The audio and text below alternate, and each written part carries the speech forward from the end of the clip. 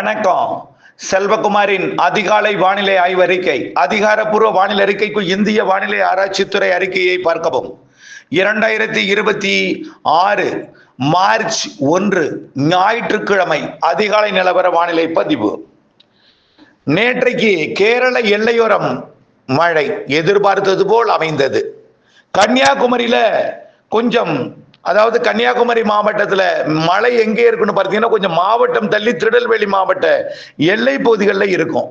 அங்கே வரை மழை. தும்பக்கோடு 5 சென்டிமீட்டர் மழை பொழிந்திருக்கிறது.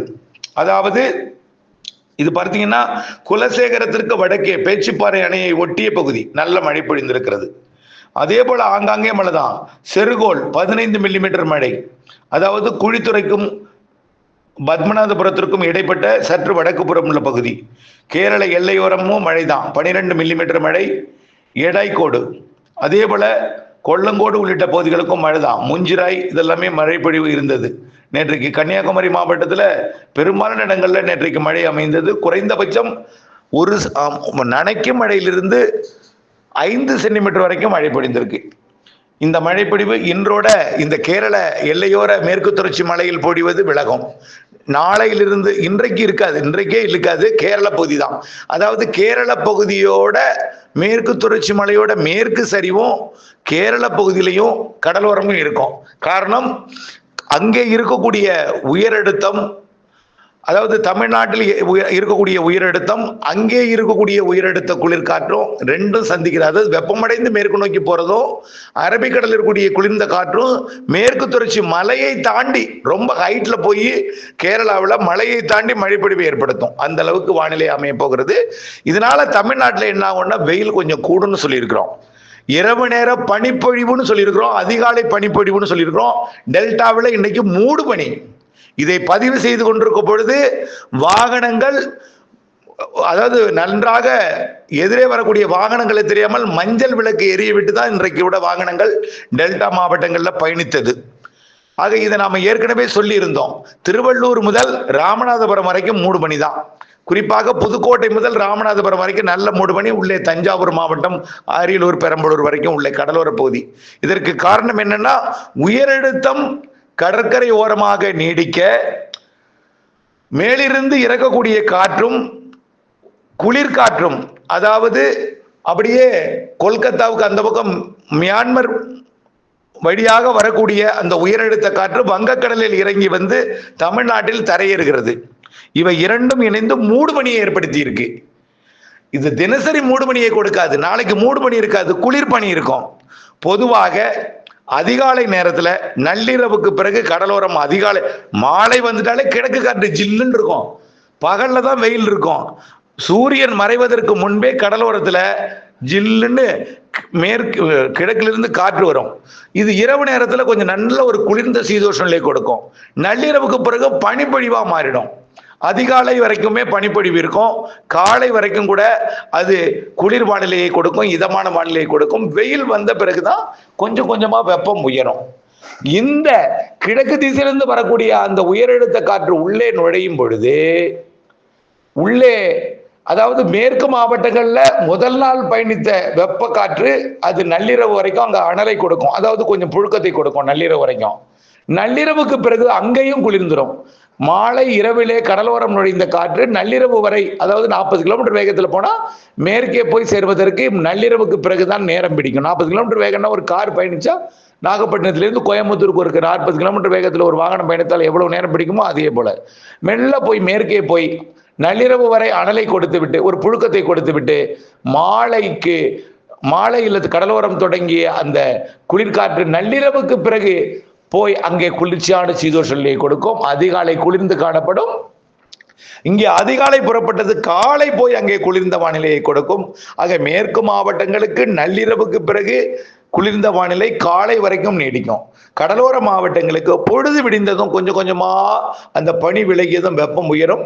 வெப்பம் உயர்ந்தாலும் கடலோரம் உயரழுத்தம் நீடிக்கிற காரணத்தினால இதமான வெப்பம் தான் இருக்கும். வெயில் தான் பிரைட்டா இருக்கும்.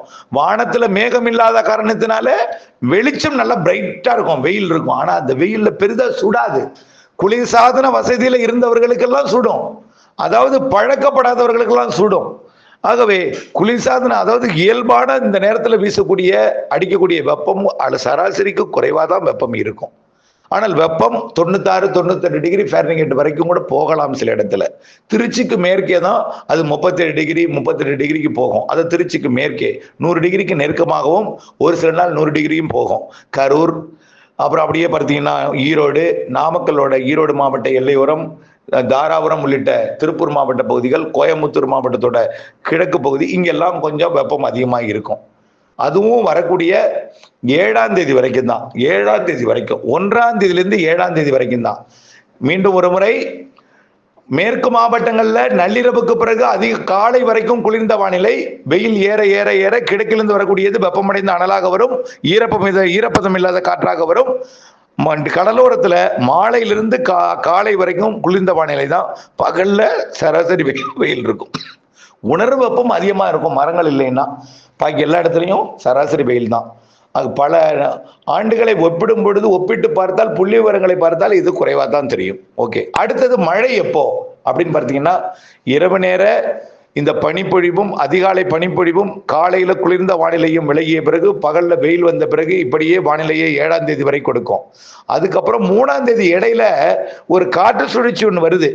அது காற்று சுழற்சி இலங்கை மற்றும் டெல்டா மாவட்டங்களுக்கு கொஞ்சம் இதமான வெப்பநிலையை கொடுக்கும் வகையில் அமையுமே தவிர அது மழை தராது. மேகமூட்டங்களை உருவாக்கலாம், குழப்பமான வானிலையை ஏற்படுத்தும், அவ்வளவுதான். அது மழை தராது. காரணம் என்னன்னா, வருவதும் குளிர்காற்று, இருப்பதும் குளிர்காற்று, உயரழுத்த காற்று. உயரழுத்தத்துல போராடிதான் அது பின்னுக்கு தள்ளணும். அந்த அளவுக்கு அதுக்கு சக்தி இல்லை. உயரழுத்தத்தை பின்னுக்கு தள்ளும் அளவிற்கு அந்த 3ஆம் தேதி வரக்கூடிய காற்றுக்கு சக்தி இல்லை. அதனால கொஞ்சம் மேகமூட்ட வானிலை இருக்கும், அவ்வளவுதான். வெப்பநிலையை கொஞ்சம் குறைச்சு கொடுக்கும், அவ்வளவுதான். அந்த பணியை மட்டும் செய்யும் 7ஆம் தேதி வரைக்கும். 8ஆம் தேதிக்கு அப்புறம் வலுவான நிகழ்வு இருக்கு. நம்ம படத்துல காமிச்சிருக்கிறது 8ஆம் தேதிக்கு பிறகு வரக்கூடிய ஓடிக்கொண்டிருக்கூடிய நிகழ்வு. 8ஆம் தேதிக்கு பிறகு வரக்கூடிய நிகழ்வு இது நாம படத்துல காமிச்சிருக்கோம். எந்த ஊடகமும் இதை தெரிவிக்கல, கற்பனை படம் தான் இது. ஆனால் இது 8ஆம் தேதியிலிருந்து 20ஆம் தேதி வரை நாம 2 நிகழ்வை எதிர்பார்த்திருக்கிறோம். ஆனா நாம இது உறுதியா பெய்யும் நான் சொல்லல. ஆனால் கிழக்கிலிருந்து வரக்கூடிய அந்த குறைந்த அழுத்த காற்று சுழற்சி தெற்கு காற்றை பழையபடி இழுக்கும் போல் தெரியுது. பழையபடினா எப்போ? கடந்த 21ஆம் தேதி 22ஆம் தேதி இழுத்தது இல்ல, அதே போல தெற்கு காற்றை எடுக்கும் போல் தெரிகிறது. தெற்கு காற்றை எடுத்து மேற்கு மாவட்டங்கள்ல போய் குவிக்கிறதுக்கு அதிக வாய்ப்பு இருக்கு. ஆக 8ஆம் தேதிக்கு மேல் தென் மாவட்டங்கள் மேற்கு மாவட்டங்களுக்கு மழை தெரியுது. 15ஆம் தேதி வரைக்கும் அந்த முதல் நிகழ்வு. கடலோரத்திற்கு எப்படி இருக்குங்கிறது ஆய்வில் இருக்கு. ஆனா கடல்ல மழை பொழிவை கொடுக்கும். காரணம் என்னன்னா, தெற்கு காற்றும் கிழக்கு காற்றும் கடலில் சந்திப்பை ஏற்படுத்தும். அந்த தெற்கு காற்று இலங்கை வழியாக போவது மேற்கு தொடர்ச்சி மலை மாவட்டங்கள் தென் மாவட்டங்களுக்கு அந்த 21ஆம் தேதிக்கு பிறகு 28ஆம் தேதி வரை வந்த வானிலை மீண்டும் ஒரு வானிலை மேற்கு தொடர்ச்சி மலைப்பகுதிகளுக்கும் கேரளாவிற்கும் மேற்கு மாவட்டங்களுக்கும் தென் மாவட்டங்களுக்கும் 8ஆம் தேதிக்கு பிறகு அமையும் என்று எதிர்பார்க்கப்படுகிறது. மழையை எதிர்நோக்கி இருப்பவர்களுக்கு இந்த அறிக்கை அல்ல. மழை பெய்யுமோ என்று விதைப்பையெல்லாம் ஒத்தி போடுறவங்களுக்கான அறிக்கை அல்ல. அறுவடை விவசாயிகளுக்கான முன் எச்சரிக்கை தான். ஆனே அதே நேரத்தில் நான் பீதியோ அச்சமோ படுத்தல, உங்கள் விருப்பத்துக்கு விட்டுறேன். ஏனென்றால் வானிலை அறிக்கையோட இணைந்திருக்கணும். மழை வருவதற்கான சாதகம் இருந்தால் அறுவடை செய்யணுங்கிறதுனால தான். நான் பச்சையா பிடிச்ச அறுவடை எல்லாம் செய்ய சொல்லல. முதிர்ந்த நெல் தானியங்கள் அறுவடைக்கு தான், புரியுதுங்களா? அந்த நாள்ல போய் அறுவடை பண்ணிட்டு நினைக்கிறதுக்கு தான், நினைப்பு கூடாது என்பதற்கு உங்களுடைய நன்மைக்கு தான். எத்தனையோ பேர் பயன்பெற்று இருக்கிறார்கள்.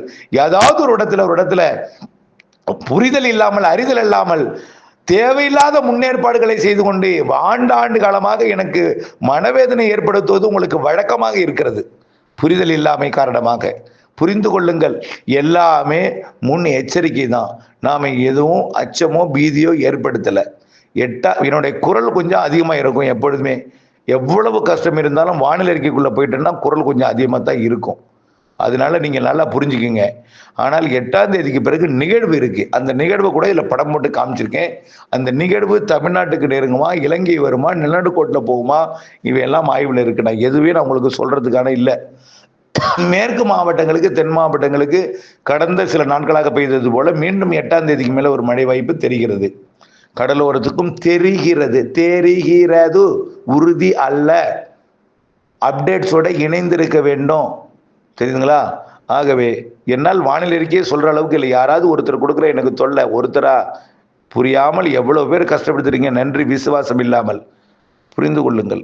ஆகவே தயவுசெய்து இவெல்லாம் வார்த்தைகள் வருவதில்லை. வருவதற்கே வார்த்தைகளை விடுவதற்கே அச்சப்பட வேண்டிய சூழல் ஏற்படுகிறது. நன்மை செய்வதற்கு காலம் இல்லை அது. ஆகவே அப்படி இருக்கிறது இது. ஆகவே மேற்கிழக்கிலிருந்து வரக்கூடிய 8ஆம் தேதிக்கு மேல் நிகழ்வு வருகிறது. அது எந்த அளவுக்கு முன்னேறும் என்பதை பார்ப்போம். தென் மாவட்டங்களுக்கும் நிறைய பேர் ஒதுக்கி இருப்பீங்க. வருன்னு சொன்னார், எங்களுக்கு பெய்யல சார், கயத்தாறுல பெஞ்சுது, அங்க பெஞ்சுது, எங்களுக்கு பெய்யல சார் அப்படின்னு ஒருத்தர் சில பேர் திட்டிட்டு இருப்பீங்க. இயற்கை, நான் அழைச்சிட்டு வந்து இங்க வந்து கரைச்சி விடல. நான் அழைச்சிட்டு வந்து பால் ஊத்துற மாதிரி ஊத்த முடியாது. புரிஞ்சுக்குங்க, நான் அழைச்சிட்டு வரல. இயற்கையோட செட்டிங், இரு காற்று இணைவு, குளிர்காற்று வெப்ப நீராவி எங்க இணையுதோ அங்கதான் செட்டிங் எல்லாம், எங்க செட் ஆகுதோ அங்கதான். மரங்கள் எங்க அதிகமா இருக்கோ அங்கதான் குளிர்விக்கும். புரிந்துக்குங்க. தடுக்கிறது, காற்றோட திசையை மாத்துறது எல்லாமே நிறைய சுழற்சிகள் இருக்கும் பொழுது ஒன்றோடு ஒன்று இணைந்து காற்றையே வழித்தடத்தையே மாற்றும், இணைப்பையே மாற்றும், செட்டிங்கே மாற்றும். அதெல்லாம் நினைச்சிங்க. ஆகவே நிகழ்வு இருக்கு 8ஆம் தேதிக்கு மேல. 20ஆம் தேதிக்குள்ள 2 நிகழ்வு இருக்குன்னு சொல்லிட்டு இருக்கோம். அந்த நிகழ்வு ஆய்வில் இருக்கிறதுன்னு சொல்லிட்டு இருக்கோம். ஆனால் 2ஆவதாக வரக்கூடிய நிகழ்வு சற்று வலுவானதுன்னு எதிர்பார்க்கப்படுகிறது. பொறுத்திருந்து பார்ப்போம். இணைந்திருங்கள் அப்டேட்ஸுடன். நன்றி.